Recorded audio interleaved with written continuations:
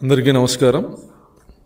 ఒక రాష్ట్ర ముఖ్యమంత్రిగా పనిచేసినటువంటి వ్యక్తి గంజాయి ముఠాలకి, రౌడీ షీటర్లకి, సంఘ విద్రోహ శక్తుల్ని పరామర్శకు వెళ్ళడం, ఇది జగన్మోహన్ రెడ్డి యొక్క నేర చరిత్రకు, నీచ మనస్తత్వానికి ఇంతకంటే నిదర్శనం అవసరం లేదు. జగన్మోహన్ రెడ్డి ఓదార్పు యాత్రకి బ్రాండ్ అంబాసిడర్. ఇతను నేరస్తులకి ఓదార్పు యాత్ర చేయడం తప్ప దేశం కోసమో, రాష్ట్రం కోసమో, ప్రజల కోసమో, ప్రజా పోరాటాలు చేసిన వాళ్ళను ఏ రోజు ఓదార్పు యాత్ర చేసి ఇంటికి వెళ్ళి పరామర్శించినటువంటి సందర్భాలు లేవు. కేవలం ఇతని క్రైమ్ పార్ట్నర్సు, వైఎస్ఆర్ కాంగ్రెస్ పార్టీలో ప్రజల్ని హింసించినటువంటి వాళ్ళని, ప్రజల్ని దోచుకున్నటువంటి వాళ్ళని ఓదార్పు యాత్ర చేయడం తప్ప రాష్ట్రం కోసం, దేశం కోసం పనిచేసినటువంటి వాళ్ళని ఏ రోజు ఓదార్చినటువంటి పరిస్థితి లేదు. ఇంతకు మించి దిగజారడనుకున్న ప్రతిసారి జగన్మోహన్ రెడ్డి ఇంకా దిగజారుతూనే ఉన్నాడు. తెనాలిలో జరిగినటువంటి సంఘటన, పోలీసులు బహిరంగంగా కౌన్సిలింగ్ ఇవ్వడం, కరుడుగట్టిన నేరస్తులు, భూ కబ్జాదారులు, గంజాయి స్మగ్లర్లు, అనేకమైనటువంటి దోపిడీ కేసుల్లో ఉన్నటువంటి వ్యక్తులు, హత్యా ప్రయత్నం చేసినటువంటి కేసుల్లో ఉన్నటువంటి వ్యక్తులు, కరుడుగట్టిన నేరస్తులకి కులాన్ని ఆపాదిస్తూ సాక్షిలో అసత్యపు మాటలు రాస్తూ దళితుల్ని నమ్మించేటువంటి ప్రయత్నం. నేరం చేసిన వాడికి, తప్పు చేసిన వాడికి ఖచ్చితంగా ఈ దేశంలో ఏదో ఒక కులంలో పుట్టాల్సిందే. నేరస్తుడికి కులాన్ని అంటగడుతూ, దళితులకు అన్యాయం జరిగిందని మొసలి కన్నీరు గారుస్తూ ఓదార్పు యాత్రకు పోవడం, గంజాయి స్మగ్లర్లు, భూ కబ్జాదారులు, రౌడీ షీటర్లు, గతంలోనే వీళ్ళ మీద రౌడీ షీటర్లు ఉన్నాయి. వీళ్ళను ఓదార్పు యాత్రకు వెళుతూ దళితుల్ని దళితులకి అన్యాయం జరిగింది, ఓదార్పు యాత్రకు వెళ్తున్నాను, ఆ కుటుంబాలని పరామర్శిస్తానని చెప్పడం జగన్మోహన్ రెడ్డి యొక్క నీచ మనస్తత్వానికి ఇదొక నిదర్శనం. గతంలో జగన్మోహన్ రెడ్డి గారు ముఖ్యమంత్రిగా ఉన్నప్పుడు దళితుల మీద జరగని అఘాయిత్యాలు లేవు. దళితుల మీద ప్రతినిత్యం దమనకాండ జరిగింది, హత్యలు జరిగాయి, మానభంగాలు జరిగాయి. ఇన్ని జరిగినా ఏ రోజు కూడా జగన్మోహన్ రెడ్డి అనే వ్యక్తి దళితులకు అండగా బయటకు వచ్చినటువంటి పరిస్థితి లేదు. ఇతని పార్టీలో ఎమ్మెల్సీగా ఉన్నటువంటి అనంతబాబు అనే వ్యక్తి దళితుడిని చంపి డోర్ డెలివరీ చేసి ఆ ఇంటికి శవాన్ని అప్పగించి, మీరు కేసు పెడితే మీ రెండో కొడుకును కూడా చంపుతామని బెదిరించినటువంటి అనంతబాబుని కనీసం పార్టీ నుంచి సస్పెండ్ చేయకపోగా, ఎమ్మెల్సీ పదవి నుంచి బర్తరాఫ్ చేయకపోగా, ఆ దళిత కుటుంబాన్ని ఈ రోజుకి పరామర్శించినటువంటి సందర్భం లేదు. కనీసం ముఖ్యమంత్రిగా ఫోన్లో కూడా ఆ కుటుంబాన్ని పరామర్శించలే. 1 కాదు, 2 కాదు, 5 సంవత్సరాల్లో అనేక ఉదాహరణలు ఉన్నాయి. సొంత నియోజకవర్గంలో ఒక దళిత మహిళ మీద అతి కిరాతకంగా అత్యాచారం చేసి హత్య చేస్తే, సొంత నియోజకవర్గం పులివెందల అతని నివాసానికి దాదాపు 7-8 కిలోమీటర్లు.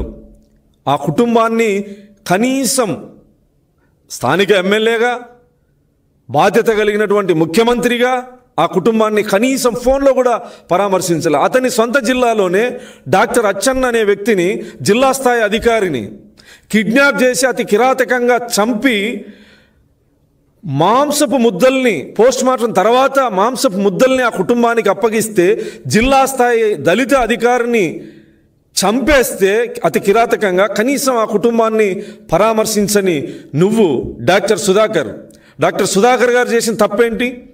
నీ ప్రభుత్వంలో మాస్క్ అడిగిన పాపానికి విశాఖపట్నం నడి రోడ్ల మీద పోలీసులతో ప్రపంచం మొత్తం చూస్తూ ఉండగా అతని షర్ట్ ఇప్పి రోడ్డు మీద పిచ్చోడిలా పడుకోబెట్టి దాడి చేసి పిచ్చోడనే ముద్ర వేసి అతని మరణానికి కారణమైతే కనీసం ఆ కుటుంబాన్ని పరామర్శించినటువంటి దాఖలాలు ఉన్నాయా?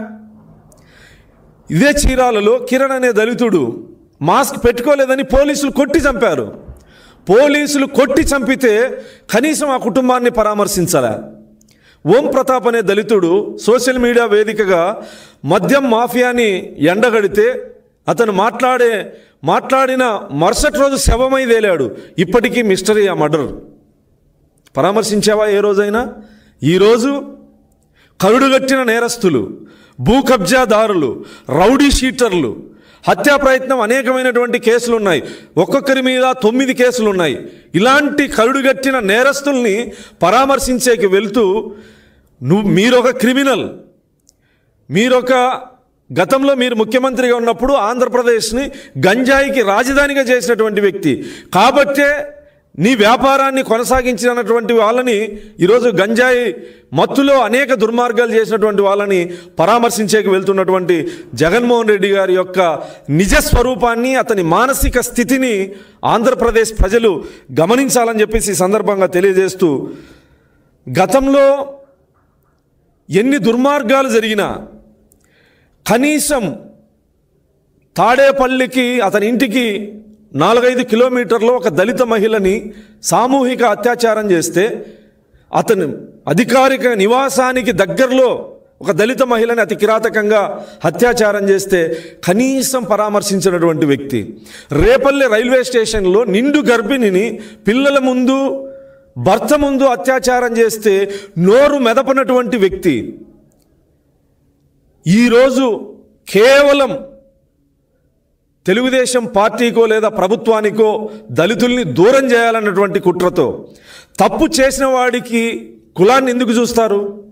తప్పు చేసిన వాడిని శిక్షించడం తప్ప,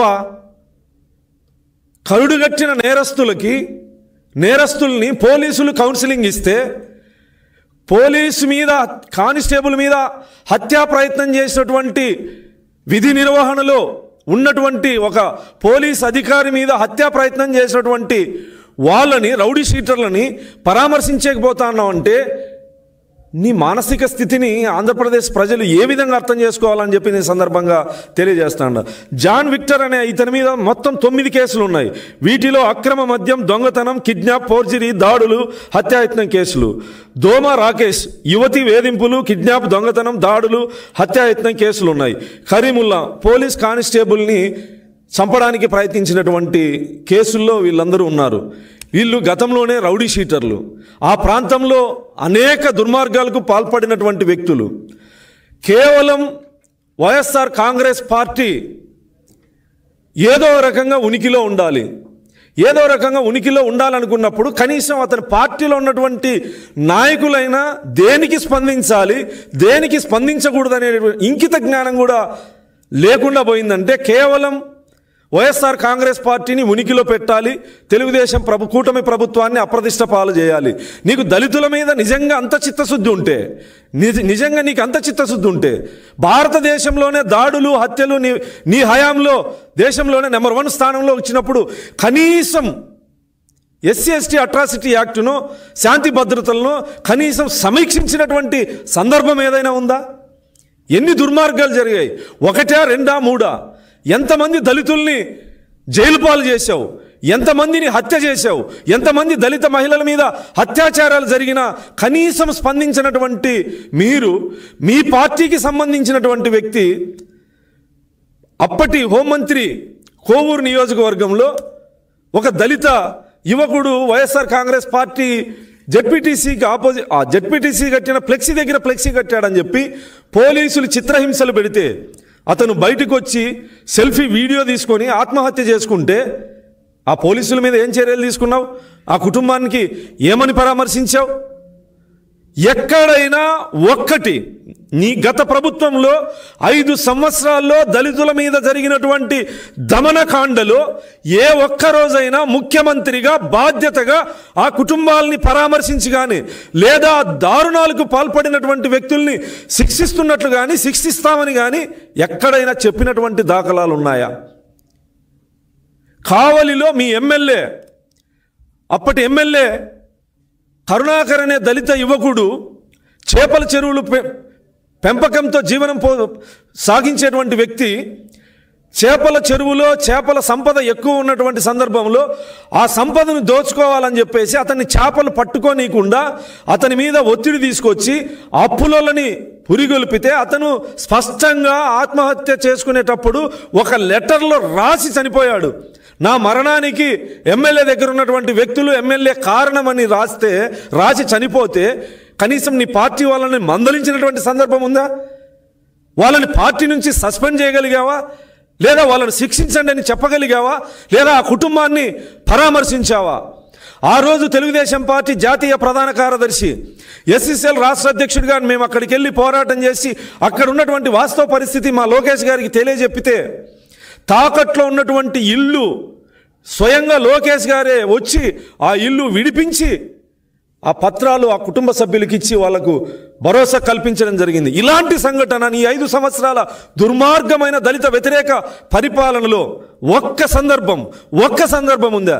ఈరోజు కేవలం దళితుల్లో చిచ్చు పెట్టడానికి, దళితుల్ని తెలుగుదేశం పార్టీకి కూటమి ప్రభుత్వానికి వ్యతిరేకంగా చేయాలనే ఒక నీచ సంకల్పంతో నేరస్తుల్ని, కరుడుగట్టిన నేరస్తుల్ని, సమాజంలో అసంఘిక చర్యలకు పాల్పడుతున్నటువంటి వ్యక్తుల్ని, అసలు ఈ ఒక రాష్ట్రానికి ముఖ్యమంత్రిగా చేసినటువంటి వ్యక్తి గంజాయి అమ్ముకుని బతికేటువంటి వాళ్ళకి, భూ కబ్జాలు చేసేటువంటి వాళ్ళకి, రౌడీ షీటర్లని పరామర్శించేకి వెళ్తారండి?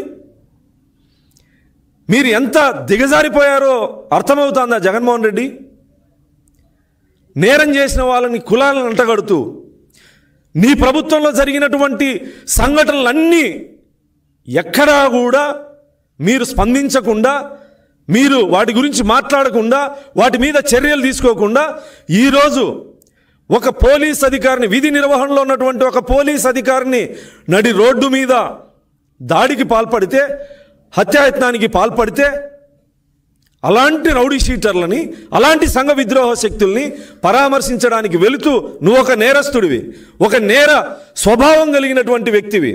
కాబట్టి నీకు రాష్ట్రం కోసం పనిచేసినా, లేదా రాష్ట్ర అభివృద్ధి కోసం పనిచేసినా, ప్రజల హక్కుల కోసం పనిచేసినా వాళ్ళని ఏ రోజు పరామర్శించని నువ్వు ఈరోజు సబ్జైల్ దగ్గరికి పోతాడో కేవలం నీ క్రైమ్ పార్ట్నర్ని పరామర్శించడానికి, ఈరోజు సంఘ విద్రోహ శక్తులుగా ఆ ప్రాంతంలో ప్రజల్ని భయభ్రాంతులకు గురి చేస్తూ జీవనం సాగిస్తున్నటువంటి రౌడీ షీటర్లని పరామర్శించడానికి ఒక రాష్ట్రానికి ముఖ్యమంత్రిగా పనిచేసిన వ్యక్తి వెళ్తున్నావంటే ఖచ్చితంగా ఈ రాష్ట్ర ప్రజలు నీ నేర స్వభావాన్ని మరొక్కసారి గమనిస్తూ ఉన్నారు. నీ నీచ బుద్ధికి ఇంతకంటే నిదర్శనం ఇంకొకటి లేదు. ఇలాంటి దుర్మార్గుడివి కాబట్టే ఖచ్చితంగా జూన్ 4వ తారీఖుకి నీ పార్టీకి, నీ ప్రభుత్వానికి సమాధి చేసి పిండ ప్రదానం చేసి దాదాపు సంవత్సరం కావస్తుంది. ఈ సంవత్సరంలోనైనా నీలో ఏమాత్రం మార్పు వచ్చింది అనుకుంటే అంతకంటే దిగజారిపోయి అంటే బాధ్యతాయుతంగా పనిచేసేటువంటి పోలీస్ అధికారులకి మీరు ఏం సమాధానం చెప్పాలనుకుంటా ఉన్నారు? శాంతి భద్రతల కోసం, కాపాడే దానికోసం పనిచేస్తున్నటువంటి అధికారుల మీద హత్యా ప్రయత్నం చేస్తే అటువంటి నీచుల్ని పరామర్శించేకి వెళ్తూ, పైగా దళితులు అని